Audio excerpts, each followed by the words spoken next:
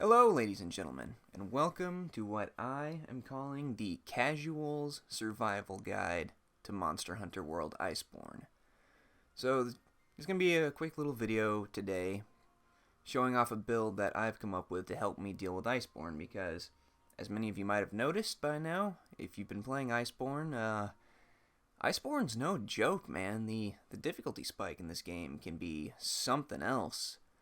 I'm looking at you, Barrioth.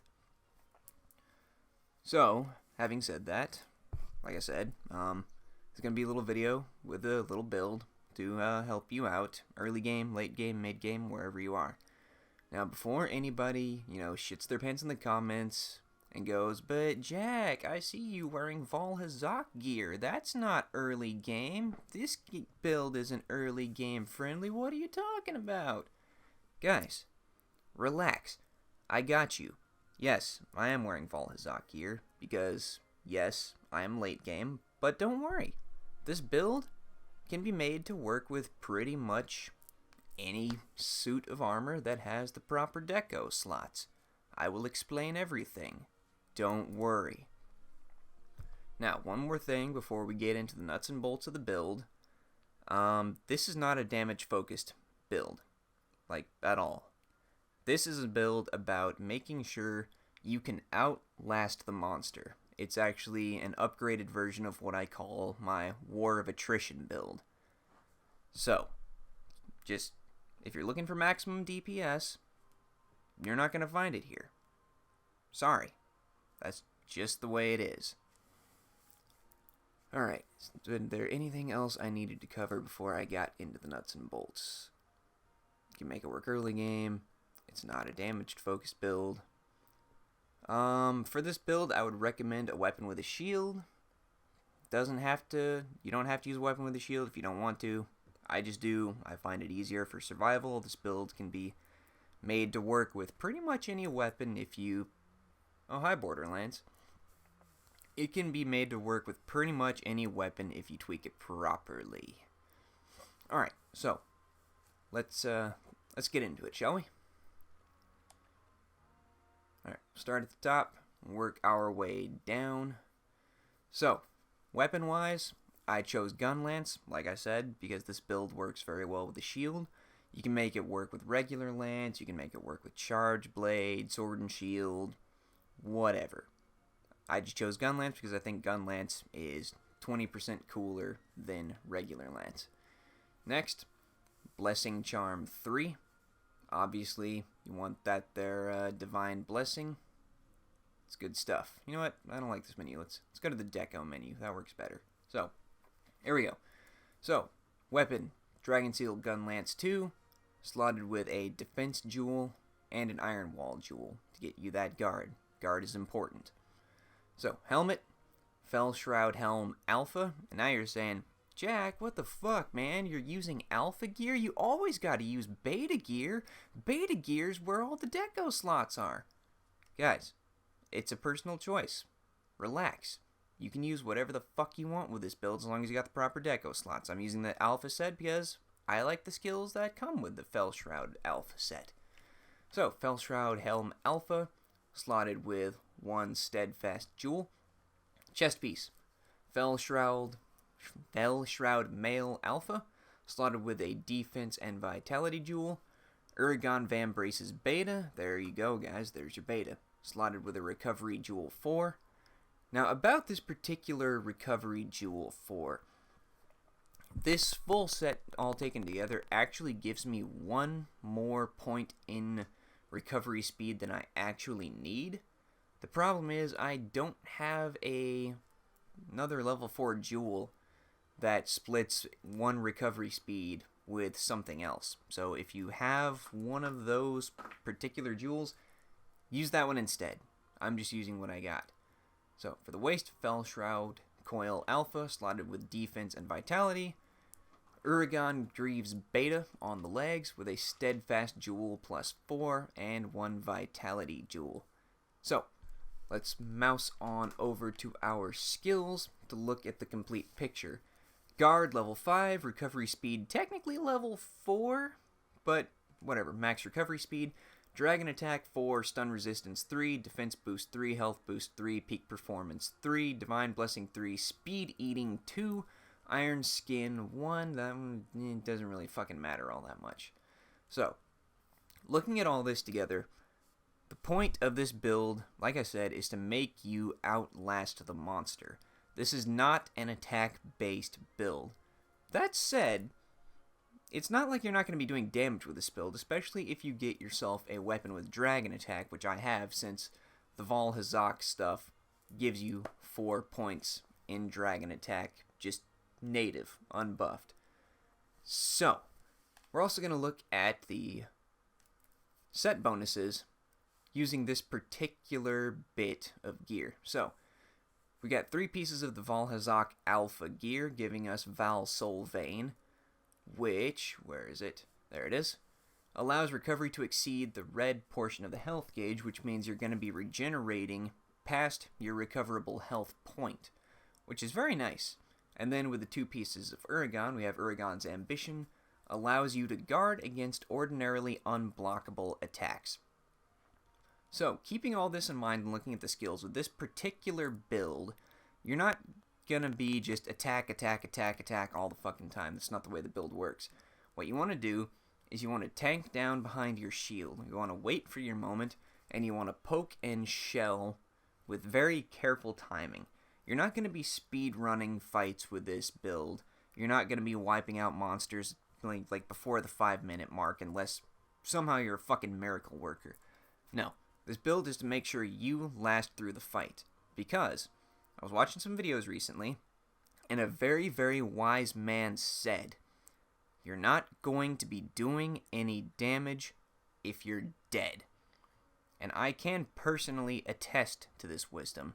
I have builds for both a heavy bowgun and a longsword that are rocking over 100% affinity, which is nice. The damage is great. But I'm not doing said over 100% affinity damage when I'm waking up back at base having been one-shot for the 3rd time. So just keep that in mind when using this build. It's not a speedy damage build. It's an outlast build. Now, I'll explain how to make this build work with gear that is not Valhazak gear. I actually originally did this build with Pookie gear. So, what you do is when you get into Master Rank, you gotta get yourself some Master Rank gear. That's like a number 1 priority. I went with the Pookie gear because the Pookie gear is based around poison damage, which lent itself very, very well to the Royal Burst Gunlance, which is one of the best gunlances you can get in the base game. So, the really, really, really important bits of this particular set, at least if you're using a gunlance or another shielded weapon, is guard, stun resistance, health boost, and divine blessing if you can get it. That last one, yeah, you can take it or leave it, but whatever. Like I said, guard, health boost, stun resistance, because all the times that I was getting one shot with my other builds, well, I'd say all the time, not all the time, but most of the time, like 99% of the time, I would get one shot because I would take an attack, I would get stunned, I wouldn't be able to dodge the attack, like, you know, Nergigante's Dive Bomb, Teostra / Lunostra's Supernova attacks, any of those other big wind-up attacks that you can see coming and usually Superman dive your way out of the way of. Well, you can't Superman dive if you're stunned. So, also, funny thing, I found out stun resistance actually works against Tsitsi-Yaku's flash attack. I actually didn't know that after, you know, almost 700 hours of playing this game. Go fucking figure. So, moving on. If you don't want to use a gun lance or another, you know, shield weapon, then I would go ahead and swap out the Uragan pieces, because the Uragan pieces are what's pumping up guard and giving you the ability to block the unblockable. If you're not using a shielded weapon, you can ditch those. Like, you you don't need them at that point. They're basically useless unless you want iron skin for some reason. So, knowing that, if you're going for something like a switch axe or, I don't know, a heavy bowgun, which is my normal main, then you really don't need the 4 points in guard that these 2 bits give you. I would actually, switch back to like the Valhazak Alpha pieces if you're using those, or really just any other glove and boot set that lend itself well to your playstyle. So like if you're rocking a bow and arrow, go ahead and throw on some Legiana pieces. Get yourself that 4th charge level on your bow, or like I said, the Valhazak pieces to get you back that last level of speed eating, because man, I did not know speed eating was as good as it was when I started using this gear, but once I did, holy crap, speed eating might almost be broken with how good it actually is. And then for tools, health boost, obviously, health booster is very, very good for survival stuff, and honestly, the only other thing you really got to worry about, especially if you go to like using the full Valhazak set, you've kind of got a really big weakness against fire, which is why I've thrown the fireproof mantle up on there. But really it comes down to whatever it is you're hunting at that point. So like if you're going after Kieran for whatever reason, I don't know, throw thunderproof mantle on there. Really, like, just swap out tools as needed. That's about all I can really say about that. You know, dragonproof mantle, fireproof mantle. It's down to preference at that point. Anyway, so that is my what I'm calling my War of Attrition build. I will throw the full set up on screen here one more time for you guys to look at. I've play tested it quite a bit, and it does what I say it does. It will help you survive against monsters as long as you take things slow and careful.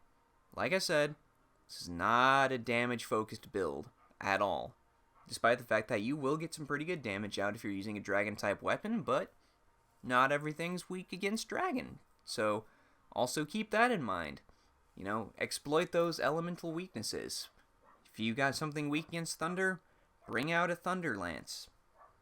You know, you're not going to be getting as much damage as, you know, all the crazy meta players out there, but I can pretty much guarantee as long as you take it slow, careful, don't be stupid, keep your eye on your health gauge and your stamina gauge and all that other good stuff, you'll make it through eventually. It might not be quick, it might not necessarily even be fun, but if you were like me and you got yourself stuck on fucking Barioth for, you know, a good couple of hours, this build will get you through that fight. Just remember, stun resistance, health boost, guard, divine blessing if you have it. Those are the 4 technically. Those are the 4 key components to this build. Make sure you have those. Make sure you're careful. You guys will be alright. Alright, well that's it for me. Thank you for watching. Like, subscribe, comment, go donate to my Patreon page. Follow me on the Twitter at TacoStarvedBeast. And I will see you next time. Goodbye.